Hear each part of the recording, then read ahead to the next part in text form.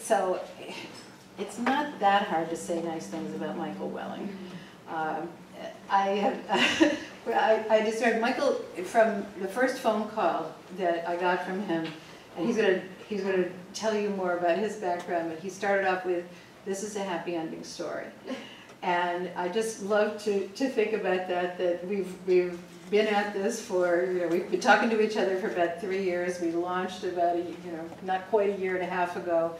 And it's great. I don't usually have relationships with men that last longer than 3 years. So I'm quite encouraged that this looks like it's going to continue on. So thank you, Mike. Thank you. Thank you.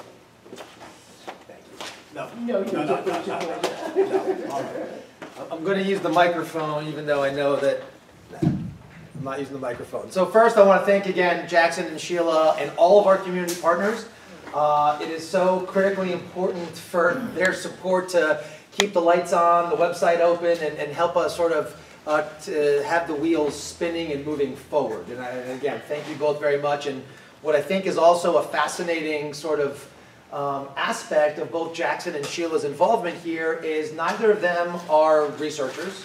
Neither of them are based here in Westchester. And truthfully, and they found us because our mission and goal has been to elevate this community, to shine a light on what's going on here, to not only help the people here collaborate, but to help the people here collaborate with people outside of Westchester. And I think their involvement and support actually speaks directly to that.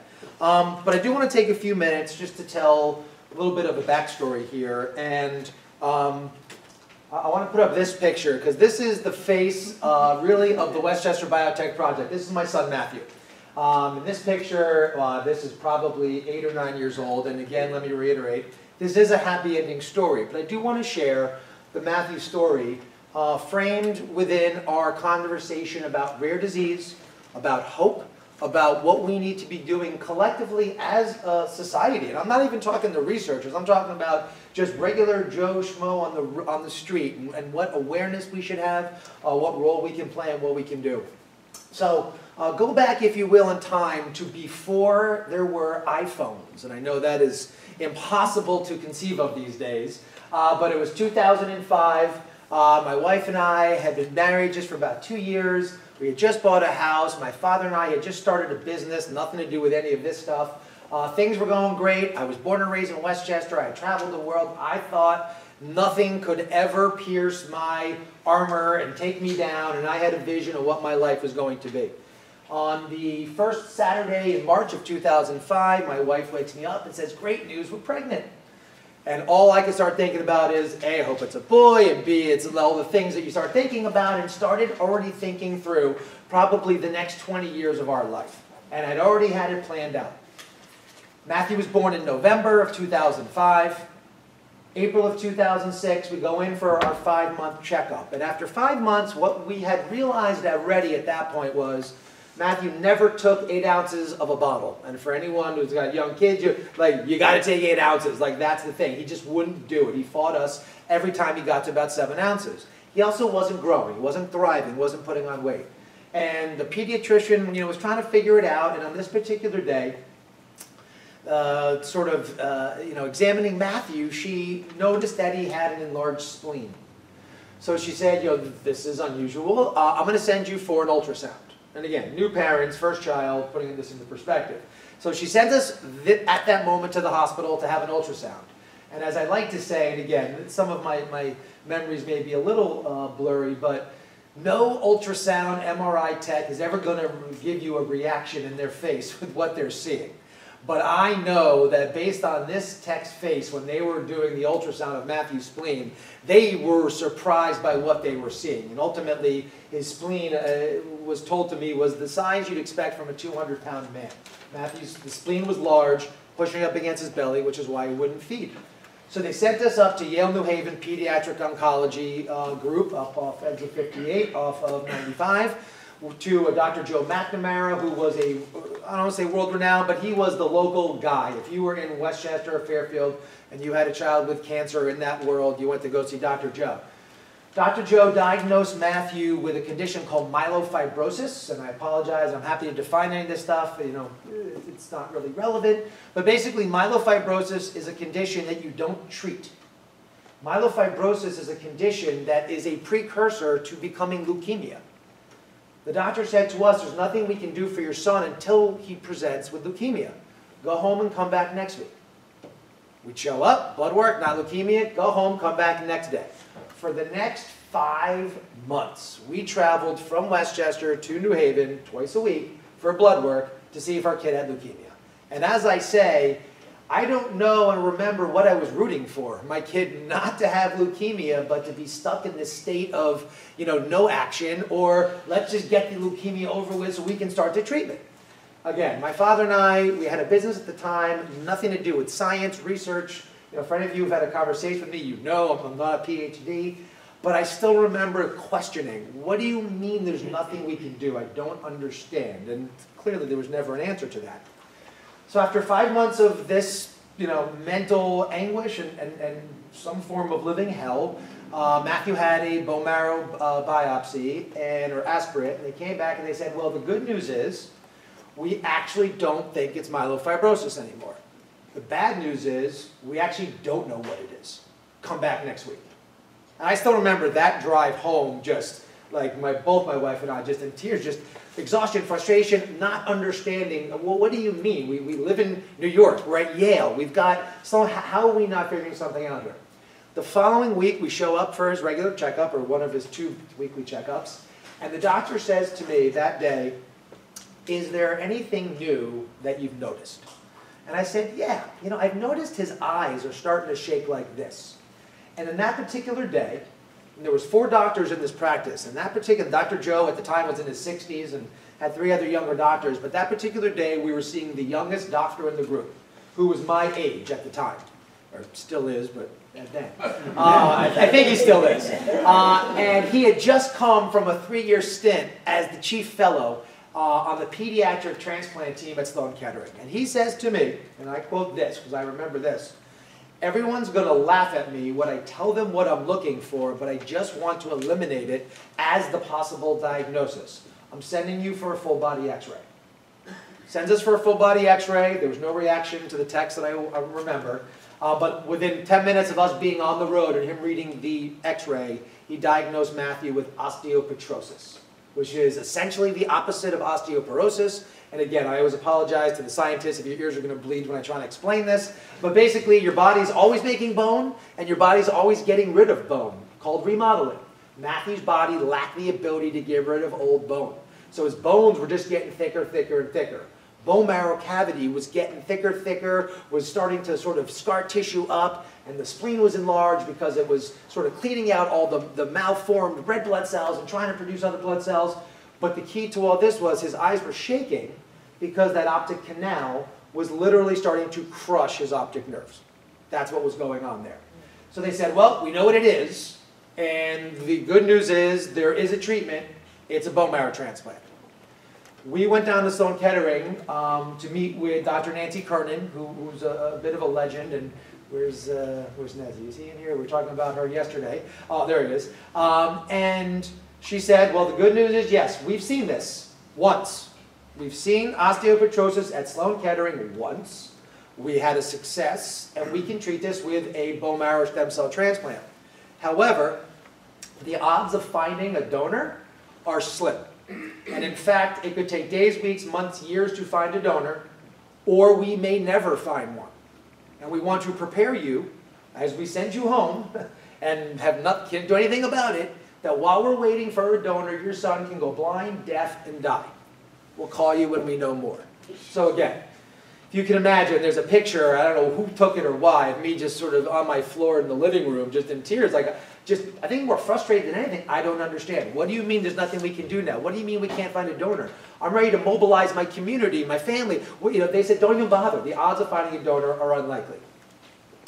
10 days later, we get a phone call. We found a donor. We want you here in 10 more days. Or whatever I'm sorry. 10 days later, they found a donor, so 3 weeks from now, we're going to admit you to Sloan Kettering. So Matthew was actually admitted to Sloan Kettering on his first birthday. And I've promised him since I will never make him be in the hospital again on his birthday. So we will go to the hospital. Now remember, Matthew now is 1 year old. I've been married for 3 years. I have a business that's, you know, a year old. You know, we have a home. We got all this stuff. But now we're checking into Sloan Kettering for what we believe is going to be, you know, round of chemo, transplant, 4, 5, 6 weeks, back to our regular life. So much so, and again, both my wife and I worked, and we had hired a woman who was going to care for Matthew during the day, and I sort of said, we need to keep her and pay her while we're in the hospital for a month, because I don't want to go looking for a new person when we get out of here. That was our thought process. So Matthew had his first round of chemo, had his transplant, and it starts working. I remember charting the, you know, the blood count and the calcium counts and all this stuff, and it was all great until Matthew got an infection. So 3.5 weeks into transplant 1, Matthew gets an infection, and for a whole bunch of other reasons, I'm sure many of you could probably explain better than me, because of the infection, body fighting it, he lost the transplant. Okay, so now we're in the hospital, we've got no immune system, we're in isolation, what do we do? Well, unfortunately, or fortunately, we can do another transplant. Unfortunately, donor number 1, no longer available to donate. And as I like to point out, we learned later, because he broke every bone in his face playing hockey with his son. So we joke with him about that now, but that wasn't funny at the time. So now we're sitting in the hospital, and guess what? We need to do another donor search. We may find one, we may never find one. Your kid's sitting in the hospital, you know, our existence with him was gowns, masks, can't touch him. We need to look for another donor. This part of the story in my mind is very blurry, and I'm sure suppressing it, I'll deal with it later. You know, I was self-prescribing myself Johnny Walker just to get through it, whatever it was. We find another donor within a month. January 27th, Matthew has his second transplant, and it was done so in a way that the doctor said, listen, we cannot risk the chance that this doesn't work.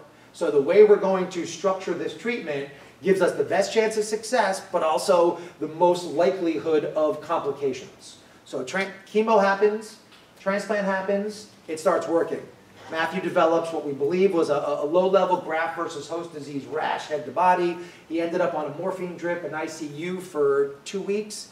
Long story short, after a 143 consecutive day stay at Sloan Kettering, where I slept there 141 of those nights, and there was one night I couldn't even go back there after the day, Matthew's discharged. Now he's discharged, he's on 32 different doses of medication every day. We're going back to Sloan Kettering 3 times a week. Now for anyone who lives in Westchester, think about driving to the east side of Manhattan.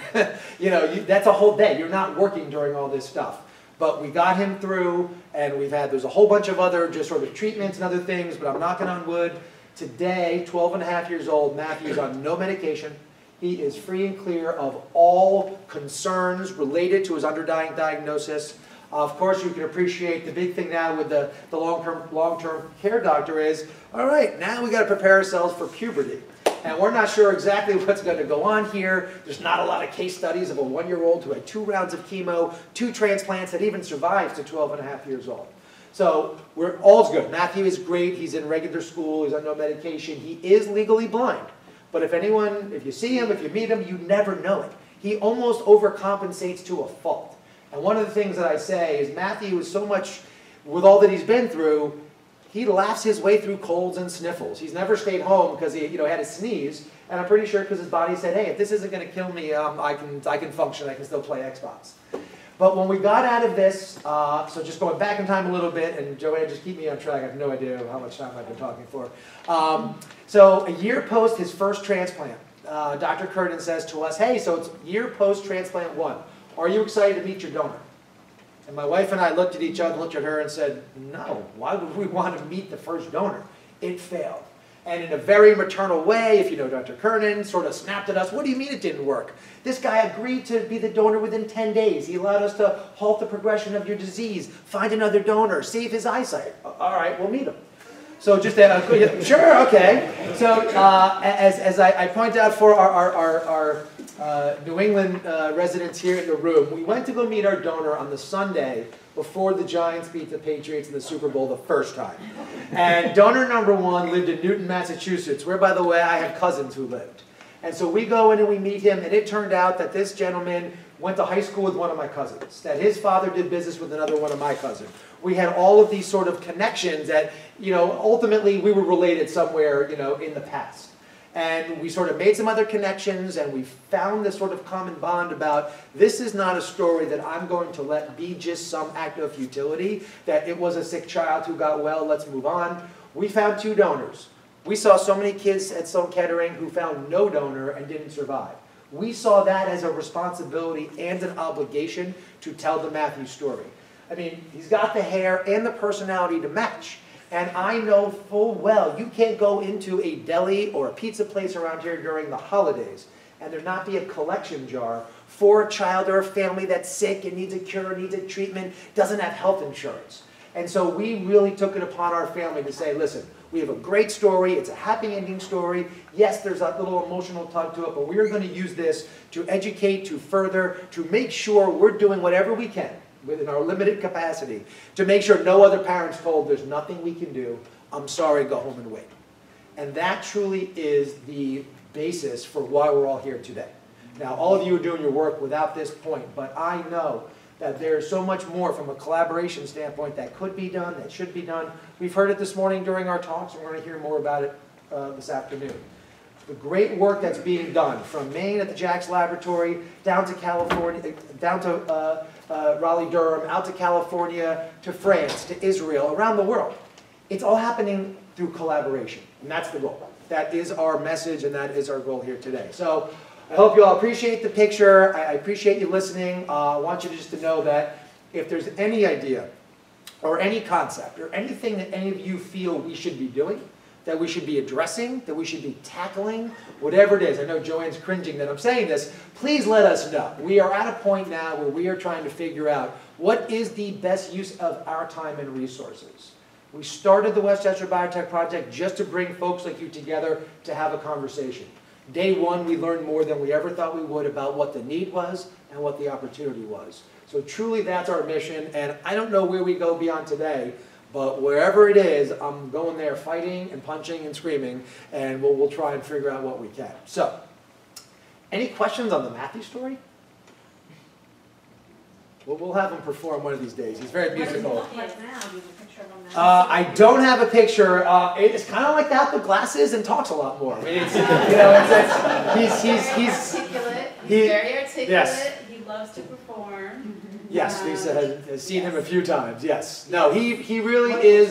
Tell the folks some of the venues that Matthew has performed. Yes. So, all right. So Matthew, and again, as part of this Matthew story, we aren't sort of pushing our kid to the limelight. But when opportunities come Matthew's way, we're not denying him the opportunity to take advantage of those. So Matthew has performed his own original, you can imagine, little redheaded kid from New York singing his own reggae song, halftime of a New York Knicks game at Madison Square Garden.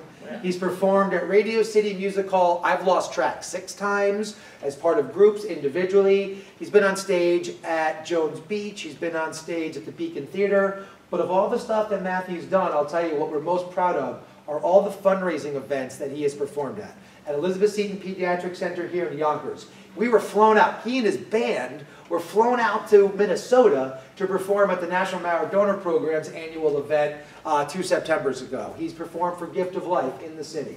So he understands. I'll tell you a quick funny story, I'm sorry. So he was performing at the Gift of Life Bone Marrow Registry at Gotham Hall in New York City. And he gets up on stage. There's 800 people, and honestly, he doesn't like it when there's 3 people. He wants 800. That's when he's most comfortable. So he gets up there. It's a Gift of Life event, and he goes, hello, New York. How we doing, Make-A-Wish Foundation? Everyone's like, no, Gift of Life. He's like, oh, I'm so embarrassed. But I said to him, don't be embarrassed. That's just an example. You do this so much that you're losing sight of what you're doing. So he's a good kid. I will leave it at that. But